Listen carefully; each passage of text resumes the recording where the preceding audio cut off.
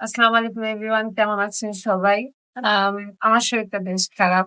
আমার এই সাইডটায় এখনো একটু ফোলা আছে। আমার হঠাৎ করে ২ দিন আগে অনেক আশুরার দিন রোজার শেষের পর থেকে আমার অনেক দাঁত ব্যথা শুরু হয় এবং তারপর পরের দিন একদম এক্সট্রিম লেভেলে চলে যায়।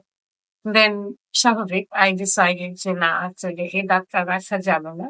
তো আমার এই সাইড দিয়ে অ্যাকচুয়ালি আমি খেতাম। আমার এই সাইডে দাঁত কি দেখাচ্ছে। সা একটা দাঁত তোলার পরে ওটা তখন মাঝখানে কিছু দেওয়া হয়নি। ওই ফাঁকা জায়গাটায়। সো অন্য দাঁতগুলো বেঁকে গেছে। তো ওখানে প্রবাবলি ব্যথা হচ্ছিল, ব্যথা হচ্ছিল। ব্যথাটা অনেক এক্সট্রিম। পরে আমার যে কাপে ডেন্টাল পড়তেছে, টিউব ওর নাম সিদ্দিকা জান্নাতুল ফেরদৌস। আল্লাহ ওর অনেক অনেক অনেক ভালো করুক। মানে ও যদি কালকে না থাকতো আমি জানি না আমার সিচুয়েশন কি যে দাঁড়াতো। Because when I went to the doctor, তারা finally they realized যে আমার সব দাঁত একদম দেখা এই সাইডে দাঁতগুলো। এবং তারপর আমরা we decided যে আমাদের এই দাঁত remove করে ফেলতে হবে। আর যেহেতু cavities actually ছিল না, হচ্ছিল যে ভিতরে কোনো একটা প্রবলেম হচ্ছিল। ব্যথা হচ্ছিল এই দাঁতের ভিতরের এগুলো নষ্ট হয়ে গেছিল স্তনের ভিতরে।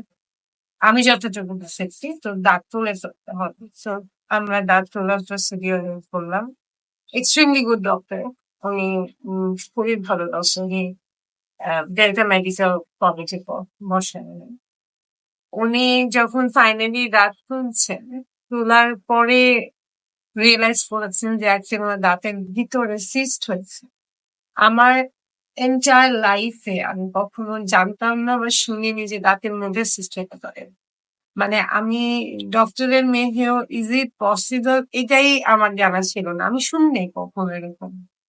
এবং যখন দাঁতটা বের করছে আমার ফার্স্ট দাঁতটা, কয়েকটা দাঁত বের করেছে, ফার্স্ট দাঁতটা যখন তুলেছে, the cyst came out with একটা বড় পোর্শন। তো তখন উনি বললো ও মাই গড আপনার তো কিন্তু সিস্ট আছে। অ্যান্ড আস্তে আস্তে ওটা তখন বলতে ক্লিন করতে হবে। পুরো অনেকখানি ক্লিন করছে। যদিও the process was not painful because আমার anesthesia টা খুব ভালো হয়েছিল। খুবই, খুবই ভালো হচ্ছিল। আল্লাহ মানে টুকটুকিকে আমার কাজিন শিলা করে পাঠিয়েছিলেন। না হলে আমি খুব, খুব, খুব প্রবলেমে পড়তাম। তা আমার প্রবাবলি ফিউচারে ইমপ্লান্ট করতে হবে। কারণ এতগুলা দাঁত ছাড়া। এবং এখানে যেভাবে স্টিচ করা আছে আমার কাছে মনে হচ্ছে ইন্ডিয়া পাকিস্তানের বর্ডার। একটা অনেক স্পেস ভরা যেহেতু